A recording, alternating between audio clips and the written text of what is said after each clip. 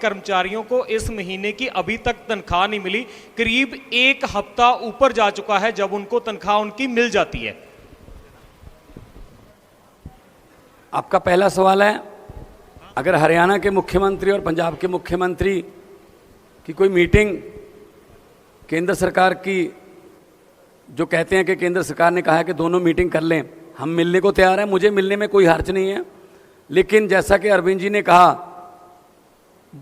केंद्र सरकार का ये फर्ज बनता है कि वो इस समस्या का समाधान करे, ना कि दोनों को मीटिंग में बिठाकर उसके बाद बाहर आकर अपने अपने वक्तव्य देने के लिए उनको छोड़ दें।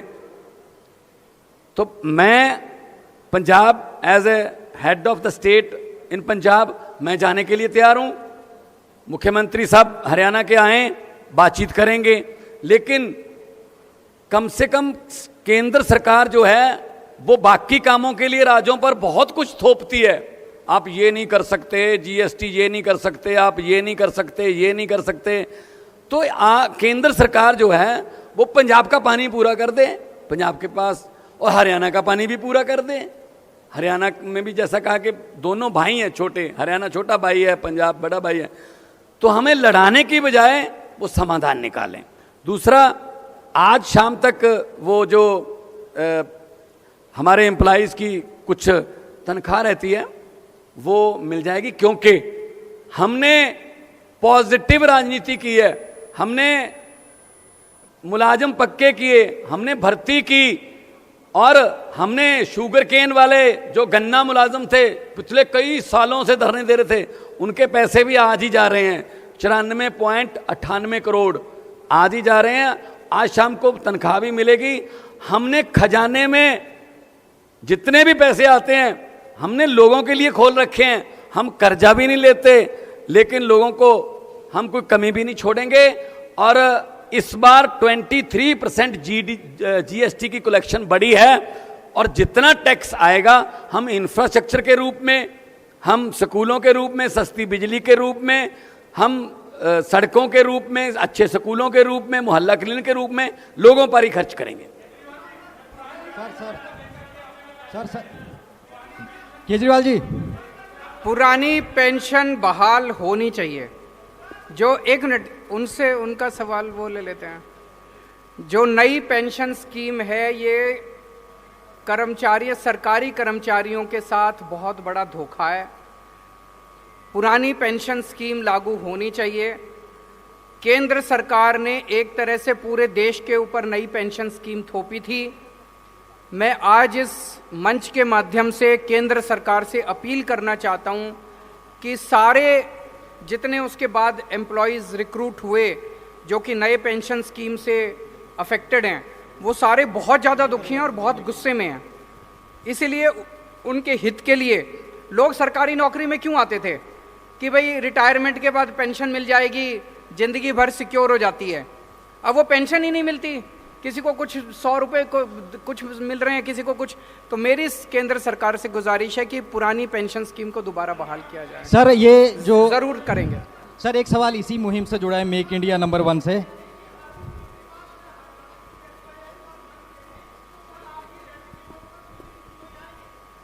कुलदीप बिश्नोई की जरूरत ही नहीं हमको। कुलदीप बिश्नोई वहीं रहे, वो किस लिए? आप एक चीज बताओ, मैं आपसे पूछना चाहता हूं, अभी तक वो कांग्रेस में थे, अब वो बीजेपी में चले गए। पहली एमएलए थे, अब भी एमएलए का चुनाव लड़ेंगे, तो क्यों गए हैं?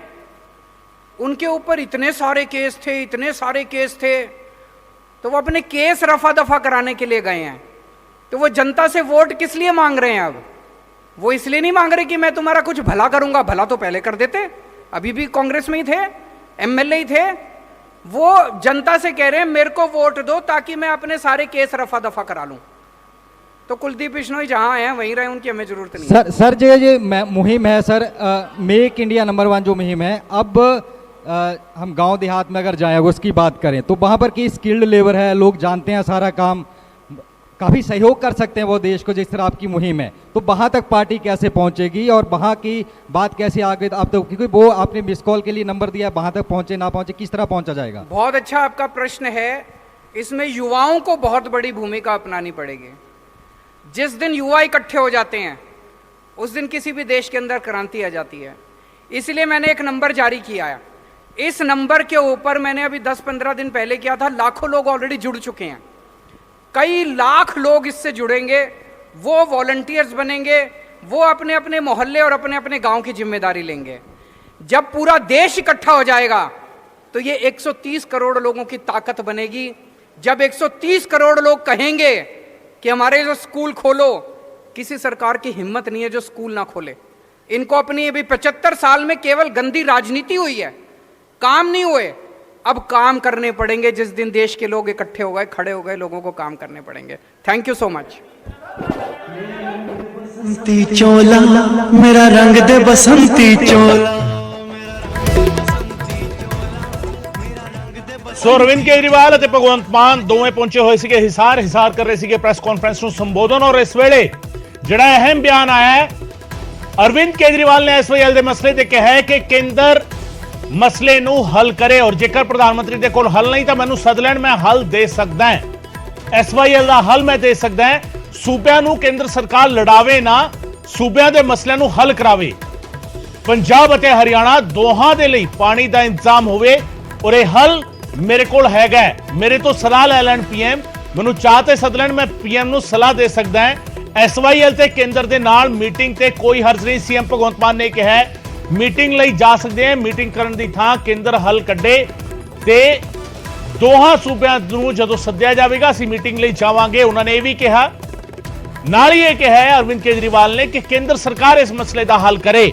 ਮੁੱਖ ਮੰਤਰੀਆਂ ਨੂੰ ਸੂਬਿਆਂ ਨੂੰ ਆਪਸ ਵਿੱਚ ਲੜਾਵੇ ਨਾ, ਸਗੋਂ ਇਸ ਮਸਲੇ ਦਾ ਹੱਲ ਕੀਤਾ ਜਾਵੇ। ਅਰਵਿੰਦ ਕੇਜਰੀਵਾਲ ਇਹ ਕਹਿੰਦੇ ਹੋਏ ਨਜ਼ਰ ਆਏ ਨੇ ਹਿਸਾਰ ਦੇ ਵਿੱਚ। ਇਸ ਬਿਆਨ ਦਾ ਇੰਤਜ਼ਾਰ ਹੋ ਰਿਹਾ ਸੀਗਾ ਕਿਉਂਕਿ ਦੋਹੇ ਪਾਸਿਓਂ ਨਜ਼ਰਾਂ ਇਸ ਗੱਲ ਤੇ ਸੀਗੀਆਂ ਕਿ ਐਸਵਾਈਐਲ ਤੇ ਕੀ ਬਿਆਨ ਜਿਹੜਾ ਹੈਗਾ ਉਹ ਦਿੱਤਾ ਜਾਵੇਗਾ। ਐਸਵਾਈਐਲ ਦੇ ਮਸਲੇ ਤੇ ਅਰਵਿੰਦ ਕੇਜਰੀਵਾਲ ਨੇ ਫਿਲਹਾਲ ਦੀ ਘੜੀ ਇਹ ਕਿਹਾ ਹੈ ਕਿ ਪੀਐਮ ਨੂੰ ਮੈਂ ਹੱਲ ਦੇ ਸਕਦਾ ਹਾਂ। ਜੇਕਰ ਉਹਨਾਂ ਦੇ ਕੋਲ ਕੋਈ ਹੱਲ ਨਹੀਂ ਹੈਗਾ ਤਾਂ ਮੈਂ ਹੱਲ ਦੱਸ ਸਕਦਾ ਹਾਂ। ਦੋਹਾਂ ਸੂਬਿਆਂ ਨੂੰ ਪਾਣੀ ਦੀ ਲੋੜ ਹੈ, ਦੋਹਾਂ ਸੂਬਿਆਂ ਨੂੰ ਪਾਣੀ ਦਿੱਤਾ ਜਾਵੇ। ਐਸਵਾਈਐਲ ਦੇ ਮਸਲੇ ਤੇ ਮੀਟਿੰਗਾਂ ਕਰਨ ਦੀ ਥਾਂ ਕੇਂਦਰ ਹੱਲ ਕੱਢੇ, ਸੀਐਮ ਭਗਵੰਤ ਮਾਨ ਨੇ ਕਿਹਾ ਤੇ ਨਾਲ ਹੀ ਇਹ ਕਿਹਾ ਕਿ ਅਸੀਂ ਮੀਟਿੰਗ ਵਿੱਚ ਜਾਵਾਂਗੇ। ਪੰਜਾਬ ਅਤੇ ਹਰਿਆਣਾ ਦੋਹਾਂ ਲਈ ਪਾਣੀ ਦਾ ਇੰਤਜ਼ਾਮ ਹੋਵੇ। ਅਰਵਿੰਦ ਕੇਜਰੀਵਾਲ ਇਹ ਕਹਿੰਦੇ ਹੋਏ ਨਜ਼ਰ ਆਏ ਨੇ। ਇਸ ਤੋਂ ਪਹਿਲਾਂ ਉਹਨਾਂ ਨੇ ਐਜੂਕੇਸ਼ਨ ਸਿਸਟਮ ਦੀ ਗੱਲ ਕੀਤੀ, ਦੇਸ਼ ਦੇ ਸਕੂਲਾਂ ਨੂੰ ਬਦਲਣ ਦੀ ਗੱਲ ਕੀਤੀ, ਦਿੱਲੀ ਦੇ ਐਜੂਕੇਸ਼ਨ ਮਾਡਲ ਦੀ ਗੱਲ ਕੀਤੀ। ਪੰਜਾਬ ਦੇ ਵਿੱਚ ਜਿਹੜੇ ਮੁਹੱਲਾ ਕਲੀਨਿਕ ਦੀ ਸ਼ੁਰੂਆਤ ਹੋਈ ਹੈ, ਆਮ ਆਦਮੀ ਪਾਰਟੀ ਦੇ ਜਿਹੜੇ ਕਲੀਨਿਕ ਦੀ ਸ਼ੁਰੂਆਤ ਹੋਈ ਹੈ, ਆਮ ਆਦਮੀ ਕਲੀਨਿਕ ਦੀ ਸ਼ੁਰੂਆਤ, ਉਸ ਦਾ ਜ਼ਿਕਰ ਕੀਤਾ। ਐਸਵਾਈਐਲ ਦਾ ਸਵਾਲ ਉੱਠਿਆ। ਦੂਜਾ ਇੱਕ ਹੋਰ ਅਹਿਮ ਬਿਆਨ ਜਿਹੜਾ ਉਹਨਾਂ ਨੇ ਦਿੱਤਾ ਹੈ, ਕੁਲਦੀਪ ਬਿਸ਼ਨੋਈ ਦਾ ਜਿਹੜਾ ਬਿਆਨ ਅੱਜ ਆਇਆ ਸੀ, ਉਹਨਾਂ ਨੇ ਕਿਹਾ ਸੀਗਾ ਕਿ ਹਰਿਆਣਾ ਨੂੰ ਪਾਣੀ ਦੇਣ ਦਾ ਜੇਕਰ ਦਾਅਵਾ ਕਰਦੇ ਨੇ ਕੇਜਰੀਵਾਲ, ਵਾਅਦਾ ਕਰਦੇ ਨੇ, ਤਾਂ ਮੈਂ ਉਹਨਾਂ ਦੀ ਸਟੇਜ ਤੇ ਚਲਾ ਜਾਵਾਂਗਾ। ਅਰਵਿੰਦ ਕੇਜਰੀਵਾਲ ਨੇ ਕਿਹਾ ਕਿ ਉਹਨਾਂ ਨੂੰ ਕੁਲਦੀਪ ਬਿਸ਼ਨੋਈ ਦੀ ਕੋਈ ਲੋੜ ਨਹੀਂ, ਉਹ ਜਿੱਥੇ ਨੇ ਉੱਥੇ ਹੀ ਰਹਿਣ। ਔਰ ਉਹਨਾਂ ਨੇ ਇਲਜ਼ਾਮ ਲਾਇਆ ਕਿ ਕੁਲਦੀਪ ਬਿਸ਼ਨੋਈ ਦੇ ਉੱਤੇ ਕਿਉਂਕਿ ਬਹੁਤ ਜ਼ਿਆਦਾ ਕੇਸ ਸੀਗੇ, ਇਸ ਕਰਕੇ ਉਹ ਬੀਜੇਪੀ ਵਿੱਚ ਗਏ ਨੇ ਕਾਂਗਰਸ ਨੂੰ ਛੱਡ ਕੇ। ਤੇ ਇਹ ਇਲਜ਼ਾਮ ਤਰਾਸ਼ੀਆਂ ਵੀ ਹੋਈਆਂ ਨੇ ਔਰ ਬਿਆਨ ਜਿਹੜਾ ਹੈਗਾ ਵੱਡਾ ਬਿਆਨ ਐਸਵਾਈਐਲ ਦੇ ਮਸਲੇ ਤੇ ਕੇਜਰੀਵਾਲ ਦਾ ਵੱਡਾ ਬਿਆਨ ਸਾਹਮਣੇ ਆਇਆ। ਪੰਜਾਬ ਅਤੇ ਹਰਿਆਣਾ ਦੋਹਾਂ ਦੇ ਲਈ ਪਾਣੀ ਦਾ ਇੰਤਜ਼ਾਮ ਹੋਵੇ, ਕੇਂਦਰ ਨੂੰ ਹੱਲ ਕੱਢਣਾ ਚਾਹੀਦਾ। ਪੀਐਮ ਦੇ ਕੋਲ ਹੱਲ ਨਹੀਂ ਹੈਗਾ ਤਾਂ ਮੇਰੇ ਤੋਂ ਸਲਾਹ ਲੈ ਲੈਣ, ਮੈਂ ਹੱਲ ਦੇ ਸਕਦਾ ਹਾਂ। ਪ੍ਰੈਸ ਕਾਨਫਰੰਸ ਦੇ ਵਿੱਚ ਉਹ ਹੱਲ ਨਹੀਂ ਦੱਸਿਆ ਜਾਵੇਗਾ, ਪੀਐਮ ਨੂੰ ਮੈਂ ਉਹ ਹੱਲ ਦੱਸ ਸਕਦਾ ਹਾਂ।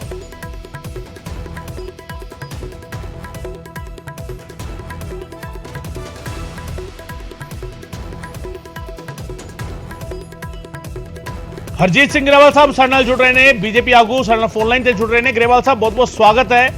ਤੇ ਅਰਵਿੰਦ ਕੇਜਰੀਵਾਲ ਅੱਜ ਦਾਅਵਾ ਕਰਦੇ ਨਜ਼ਰ ਆਏ ਨੇ ਹਿਸਾਰ ਦੇ ਵਿੱਚ ਕਿ ਉਹਨਾਂ ਦੇ ਕੋਲ ਇੱਕ ਹੱਲ ਹੈਗਾ ਹੈ। ਨਾਲ ਉਹਨਾਂ ਨੇ ਇਹ ਕਿਹਾ ਕਿ ਪੰਜਾਬ ਅਤੇ ਹਰਿਆਣਾ ਦੋਹਾਂ ਸੂਬਿਆਂ ਨੂੰ ਪਾਣੀ ਦੀ ਲੋੜ ਹੈ ਤੇ ਉਹ ਹੱਲ ਜਿਹੜਾ ਹੈਗਾ ਉਹ ਕੇਂਦਰ ਸਰਕਾਰ ਕਰ ਸਕਦੀ ਹੈ। ਜੇਕਰ ਕੇਂਦਰ ਦੇ ਕੋਲ ਹੱਲ ਨਹੀਂ ਹੈਗਾ ਤਾਂ ਪ੍ਰਧਾਨ ਮੰਤਰੀ ਮੈਨੂੰ ਚਾਹ ਤੇ ਸੱਦ ਲੈਣ, ਮੈਂ ਦੱਸ ਸਕਦਾ ਮੇਰੇ ਕੋਲ ਹੱਲ ਹੈਗਾ। ਗਰੇਵਾਲ ਸਾਹਿਬ, ਪਹਿਲਾ ਪ੍ਰਤੀਕਰਮ ਤੁਹਾਡਾ। ਪਹਿਲੀ ਗੱਲ ਤਾਂ ਇਹ ਹੈ ਕਿ ਕੇਜਰੀਵਾਲ ਬਹੁਤ ਝੂਠੇ ਨੇ ਔਰ ਠੱਗ ਨੇ। ਮੈਂ ਇਹਨਾਂ ਬਾਰੇ ਸਿੱਧਾ ਕਹੂੰਗਾ, ਇਹ ਕਿਉਂ ਨਹੀਂ ਜਾਣ ਦਿੰਦੇ ਆਪਦੀ ਮਾਨ ਸਰਕਾਰ ਨੂੰ, ਮਾਨ ਸਾਹਿਬ ਨੂੰ ਉੱਥੇ ਜਵਾਬ ਦੇਣ ਵਾਸਤੇ, ਜੇ ਅਸੀਂ ਆਪਣਾ ਪੱਖ ਨਹੀਂ ਰੱਖਾਂਗੇ। ਪਹਿਲੀ ਗੱਲ ਤਾਂ ਇਹ ਆ ਕਿ ਪੰਜਾਬ ਭਾਜਪਾ ਦਾ ਇਹ ਮੰਨਣਾ ਕਿ ਸਾਡੇ ਕੋਲ ਉਹਨਾਂ ਪਾਣੀ ਹੀ ਨਹੀਂ ਹੈ ਜਦੋਂ ਵੰਡ ਹੋਈ ਸੀ ਜਿੰਨਾ ਸੀਗਾ, ਤੇ ਜਦੋਂ ਹੈ ਹੀ ਨਹੀਂ ਤਾਂ ਉਹਨੂੰ ਅਸੀਂ ਕਿੱਥੋਂ ਵੰਡਾਂਗੇ। ਕਿ ਪੰਜਾਬ ਅਗਰੇਨੀਅਨ ਬੇਸਡ ਇਕਨੋਮੀ ਹੈ ਸਾਡੀ, ਇਹਦੇ ਨਾਲ ਧੱਕਾ ਕਰਨਾ ਕੋਈ ਇਸ ਤਰ੍ਹਾਂ ਦਾ ਮਜ਼ਾਕ ਨਹੀਂ ਚੱਲ ਰਿਹਾ ਇਹ ਕੇਜਰੀਵਾਲ ਸਾਹਿਬ ਨੂੰ ਮੈਂ ਕਹਿਣਾ ਕਿ ਇਹ ਜਿਹੜੀ ਖੇਡ ਆ ਪੰਜਾਬ ਦੇ ਨਾਲ ਖੇਡ ਰਹੇ ਹੋ ਤੁਸੀਂ, ਇਹ ਤੁਹਾਨੂੰ ਬਹੁਤ ਮਹਿੰਗੀ ਪੈਣੀ ਹੈ। ਇਹ ਕੰਮ ਨਾ ਕਰੋ ਪੰਜਾਬ ਨਾਲ, ਪੰਜਾਬੀਆਂ ਨਾਲ ਮਕਾਰੀ ਨਾ ਕਰੋ, ਧੋਖਾ ਨਾ ਕਰੋ। ਉੱਥੇ ਇਹਨਾਂ ਦਾ MP ਹੈ ਸੁਸ਼ੀਲ ਗੁਪਤਾ ਹਰਿਆਣੇ 'ਚ, ਉਹ ਕਹਿ ਰਿਹਾ ਕਿ ਪਾਣੀ ਅਸੀਂ ਜੇ ਸਾਡੀ ਸਰਕਾਰ ਲਿਆਉਣਾ ਤਾਂ ਅਸੀਂ ਤੁਹਾਨੂੰ ਪਾਣੀ ਦੇ ਦਿਆਂਗੇ। ਇਹ ਕੇਂਦਰ ਨੂੰ ਡਿਸਪਿਊਟਡ ਬਣਾਉਣਾ ਚਾਹੁੰਦੇ ਆ, ਆਪਣੇ ਆਪ ਨੂੰ ਬਚਾ ਕੇ। ਇਹ ਪੂਰੇ ਦੇਸ਼ ਦੇ ਅੰਦਰ ਇਸ ਚੱਕਰ 'ਚ ਨੇ ਕਿ ਅਸੀਂ ਚੁਣਾਵ ਜਿੱਤੀਏ, ਇਹ ਐਕਸਪੋਜ਼ ਹੋਣਗੇ ਪੰਜਾਬ ਦੇ ਅੰਦਰ ਹੀ। ਇਸ ਤਰ੍ਹਾਂ ਦੀ ਗੱਲ ਨਹੀਂ ਹੈ। ਕੇਜਰੀਵਾਲ ਸਾਹਿਬ ਨੂੰ ਮੇਰੀ ਪ੍ਰਾਰਥਨਾ ਕਿ ਇਹ ਕੰਮ ਬੰਦ ਕਰੋ। ਇਹ ਪਹਿਲਾਂ ਕਹਿੰਦੇ ਸੀ ਅੰਨਾ ਹਜ਼ਾਰੇ ਨੂੰ ਧੋਖਾ ਦਿੱਤਾ ਕਿ ਮੈਂ ਬੱਚਿਆਂ ਦੇ ਸਿਰ ਤੇ ਹੱਥ ਰੱਖਦਾ, ਮੈਂ ਪੋਲੀਟੀਕਲ ਪਾਰਟੀ ਨਹੀਂ ਬਣਾਵਾਂਗਾ, ਉਹ ਵੀ ਬਣਾ ਲਈ।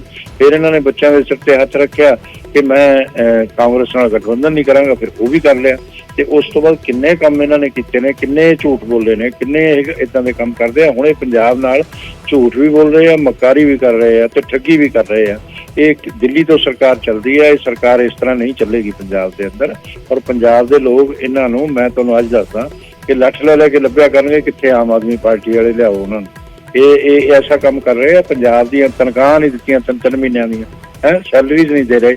ਜਿਹੜੇ ਜਿਨ੍ਹਾਂ ਨੇ ਆਪਣੇ ਬੱਚੇ ਪਾਲਣੇ ਆ, ਉਹ ਪੁਲਿਸ 'ਚ ਜੌਬ ਕਰਦਾ, ਕੋਈ ਟੀਚਰ ਹੈਗਾ, ਕੋਈ ਕਿਸੇ ਜਗ੍ਹਾ ਜੌਬ ਕਰਦਾ, ਕੋਈ ਹੈਲਥ ਸਰਵਿਸਿਜ਼ 'ਚ ਕਰਦਾ, ਉਹ ਕਿਸ ਤਰ੍ਹਾਂ ਬੱਚੇ ਪਾਲਣਗੇ, ਕਿਸ ਤਰ੍ਹਾਂ ਸਰਵਿਸਿਜ਼ ਪ੍ਰੋਵਾਈਡ ਕਰਨਗੇ ਪੰਜਾਬ ਦੇ ਗਰੀਬ ਲੋਕਾਂ ਨੂੰ। ਤੇ ਇਹ ਕੇਜਰੀਵਾਲ ਸਾਹਿਬ ਨੂੰ ਇਹਦੇ ਤੇ ਸੋਚਣਾ ਚਾਹੀਦਾ ਔਰ ਇਹ ਕੰਮ ਨਹੀਂ ਕਰਨੇ ਚਾਹੀਦੇ ਪੰਜਾਬ ਨਾਲ।